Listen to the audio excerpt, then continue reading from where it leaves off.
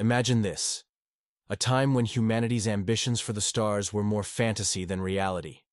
A time when nations across Earth saw space as a vast, mysterious frontier, one that seemed unreachable, untamable.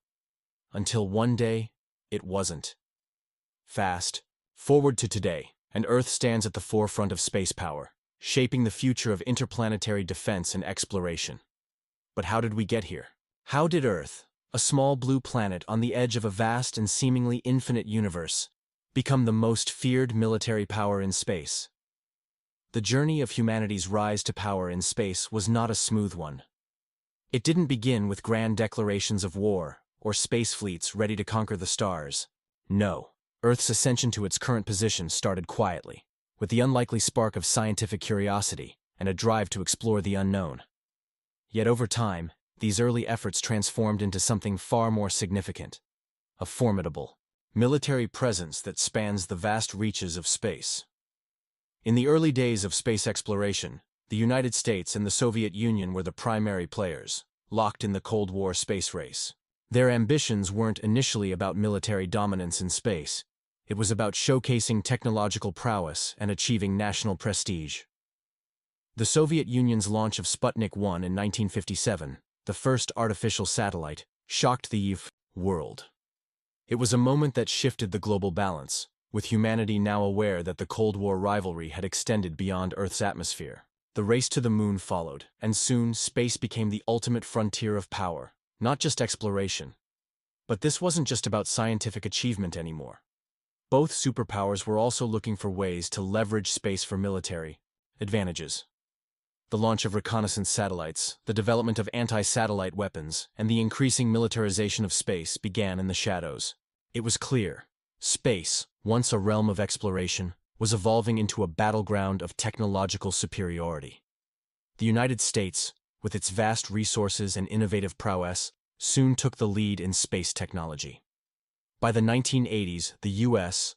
had developed the Space Shuttle program, and its military realized that the ability to operate in space could be just as important as dominance on Earth.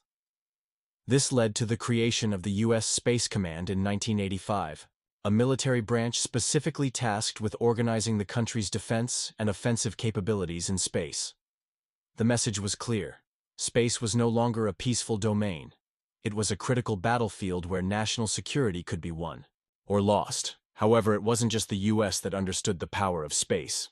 As the 21st century approached, other nations started ramping up their efforts in space. China, Russia, and even India began to develop their own space capabilities. China, in particular, has made significant strides in the last 2 decades, establishing its own space station, conducting anti-satellite missile tests, and continuously expanding its military satellite network. These developments have not gone unnoticed by the U.S. and its allies. The key turning point came in the aftermath of the 2001 terrorist attacks on the U.S. The world witnessed firsthand the importance of control over the global communication network, and it became clear that space-based assets were just as crucial to national security as land-based forces. The U.S. military, realizing the strategic value of space, began to focus heavily on strengthening its presence in orbit. The National Defense Authorization Act of 2019 highlighted space as a warfighting domain, and in response, the U.S. Space Force was established as a separate branch of the military in 2019. This was a historic moment, marking a new chapter in the militarization of space. With the creation of the Space Force, Earth solidified its status as the most feared military power in space. The U.S. now operates a vast network of satellites for communication, surveillance, and navigation, all essential for military operations on Earth and beyond. The Space Force's development of advanced space technologies, including anti-satellite capabilities, satellite defense systems, and plans for space-based weapons, ensured that the U.S. could not only defend its interests in space, but dominate them. But this power doesn't come without challenges. Other nations have been quick to respond, with China and Russia continuing to develop their own space-based military assets. The race for control of space has become more intense, and with it, the stakes have never been higher. As private companies like SpaceX and Blue Origin also get involved, the lines between government military operations and private sector ventures blur, leading to an even more complex geopolitical landscape. The idea of Earth as the most feared military power in space didn't happen overnight. It was forged through decades of technological advancements, strategic foresight, and the relentless pursuit of control over the cosmos. But what does this dominance really mean for the future? Are we on the brink of a new Cold War in space? Or is there another, more pressing threat on the horizon? The future of space. Militarization. The rise of Earth's dominance in space is far from a finished chapter. If anything, we are just beginning to grasp the full potential and the dangers that come with controlling space. With the creation of the U.S. Space Force and the rapid advancements made by nations like China and Russia, the next phase of space militarization is unfolding right before our eyes. But the path ahead isn't just about traditional military tactics. New technologies, emerging threats, and shifting alliances are altering the very nature of space warfare. One of the most fascinating aspects of space militarization is the ongoing race to develop space-based weapons. In the past, space was seen as a high ground in military strategy, a place from which you could observe and gather intelligence but rarely act. That has changed dramatically. The idea of space weapons is no longer confined to science fiction. Today, we see advancements in technologies like kinetic bombardment, also known as rods from God, laser weapons, and even space-based missile defense systems. These systems could alter the balance of power in space, making Earth's military dominance not just a matter of satellites and observation, but an active, powerful force in the cosmos.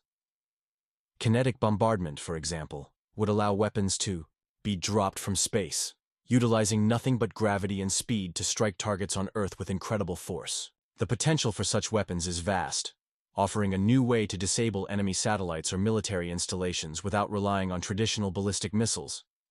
Meanwhile, space-based laser systems, which are already in development, could allow for the precise targeting and disabling of enemy spacecraft or incoming missiles, offering a level of defense that simply wasn't available before. But Earth's military power in space is not solely reliant on offensive capabilities. The real strength lies in the strategic control of space infrastructure. Satellites, communication networks, and space stations that underpin everything from global positioning systems, GPS, to national defense. These satellites are integral, not only for military communications, but for economic stability, agriculture, transportation, and even weather forecasting. Without them, the modern world would grind to a halt. For this reason, securing these assets is critical, and the U.S., along with its allies, has made it a top priority. But as Earth strengthens its hold on space, the reality of conflict in orbit becomes more inevitable. Imagine what might happen if two superpowers, say the U.S. and China, were to clash in space. It would no longer be a matter of just launching missiles or sending soldiers to battle. It would be a high-tech, high-stakes confrontation where the rules of engagement are still being written. Could the militarization of space lead to an actual space war? Some experts believe it's only a matter of time. With nations like China and Russia continuing to expand their space capabilities, the possibility of direct military conflict in space has never seemed more plausible. Yet, some argue that the prospect of space war is not inevitable. The United Nations and other global organizations have begun to take notice of the risks that come with an arms race in space. Some have proposed treaties to prevent the weaponization of space, such as the 1967 Outer Space Treaty, which forbids the placement of nuclear weapons in orbit. However, loopholes in these treaties, as well as the ever-evolving nature of technology, make it increasingly difficult to prevent space from becoming a battleground. One emerging solution to the challenges of space militarization is the concept of space law and the development of international norms. These would provide a framework for preventing conflict and maintaining the peaceful use of space. But, as with any law, enforcement remains a challenge. Countries are constantly pushing the boundaries of space law, often arguing that their actions are in self-defense or part of their national security interests. As more and more private companies enter the space race, the question arises, who will regulate them? Will private entities, operating in partnership with government militaries, become the new gatekeepers of space? The role of private industry in space warfare is another critical element shaping the future of military power in space. Companies like SpaceX and Amazon's Blue Origin are already playing a key role in launching satellites, building spacecraft, and even considering the potential for space-based infrastructure. These companies are working hand in hand with governments, and in some cases, they are developing technologies that could make them as powerful as nations themselves. The blending of private industry with military operations has blurred the lines between civilian and military space activities, creating a situation where the motivations and goals of private corporations may directly conflict with national security interests. As the space race continues, Earth's dominance in the final frontier is becoming more complicated. Nations and private entities are all vying for control, while the threats of conflict loom large.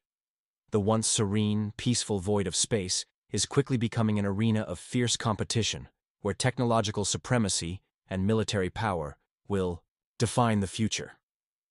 So, what's next for humanity's role in space? Will Earth continue to be the dominant military force in space, or will new players emerge, challenging our position? The potential for new alliances, space conflicts, and even space-based economies is endless. And as technology continues to advance at an unprecedented rate, one thing is certain: the future of space militarization is anything but predictable. The consequences and ethical dilemmas of space militarization. As Earth's military influence expands further into space, we must confront a crucial question. What are the long-term consequences of this militarization? Beyond the technological advancements and strategic advantages, space has the potential to change the very nature of warfare, global diplomacy, and human society. But as we venture deeper into this uncharted territory, we must also grapple with the ethical dilemmas that arise from the weaponization of space. The first and perhaps most pressing concern is the possibility of space becoming an arena for unprecedented conflict.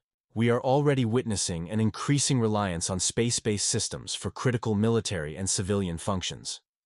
From GPS to communication networks, nearly every aspect of modern life depends on satellites and space infrastructure. A war in space would not only cripple military capabilities, but also paralyze economies, disrupt communications, and halt everyday activities for millions, if not billions, of people around the world. The consequences of space warfare could be catastrophic, and once the technology exists, the temptation for nations to engage in hostile actions in orbit could be overwhelming. Perhaps even more troubling is the environmental impact of space militarization. Space debris, already a growing issue, would become even more problematic as military satellites, weapons, and equipment clutter orbit. A single destroyed satellite can send hundreds, if not thousands, of pieces of debris into space, making it hazardous for other satellites and spacecraft. The idea of creating even more debris as a result of space-based conflicts could lead to what some scientists call the Kessler syndrome, a catastrophic cascade of collisions in low Earth orbit that could render certain orbits unusable for decades, if not longer. This would be a devastating blow to the very infrastructure that has become the backbone of our global communication and navigation systems. Then, there's the moral question. Should space be militarized at all? For decades, space was viewed as the final frontier, a place where humanity could go to escape the conflicts of Earth, and perhaps even make progress toward peaceful cooperation among nations. The idea of a space race driven by exploration, scientific discovery, and international collaboration was once a dream for many. But as the reality of military interests takes hold, that dream seems to be slipping further out of reach. Critics of space militarization argue that humanity should look to space as a realm for cooperation, not domination. Instead of seeing space as a new frontier for power struggles, we could use it to foster peace, unity, and scientific advancement. But the geopolitical pressures of modern-day conflicts make that vision seem more and more idealistic. Another ethical dilemma arises from the increasing involvement of private companies in space. Companies like SpaceX, Blue Origin, and others are making huge strides in commercial space exploration, satellite deployment, and even potential space tourism. These private entities are also heavily integrated into national security operations, providing services and technologies that were once the sole domain of governments. The question now is, should private corporations have such a significant role in the militarization of space? If a company is contracted to build military satellites or weapons, How much responsibility do they bear for the potential consequences of their creations? As we see more collaboration between government agencies and private corporations, the lines between military and commercial interests are becoming increasingly blurred, raising questions about accountability and regulation in space. Lastly, we must consider the larger philosophical implications of space militarization. If space becomes an arena for warfare, what does that say about humanity's future? Are we destined to repeat the mistakes of Earth, fighting over resources, power, and influence, even in the vast expanse of space? Or will we, as a species, find a way to use our growing technological power for the greater good? The future of space will likely depend on the choices we make today. Are we willing to prioritize national security over global cooperation? Can we avoid the militarization trap and instead build a future where space is a place for peaceful exploration, where technological advancements benefit all of humanity? As we continue to expand into space, we must ask ourselves these critical questions. The path we choose will shape not only the future of military power in space, but the future of humanity itself. Will we become a society that seeks control and domination, or one that uses the wonders of the cosmos to unite, explore, and grow together? The final frontier has always been a symbol of the unknown, a place where anything is possible. But as we take our first steps into this new era, we must remember, how we choose to navigate space will define not only our future among the stars, but also the legacy we leave behind for future generations. So, the question remains, what kind of future will Earth create in space?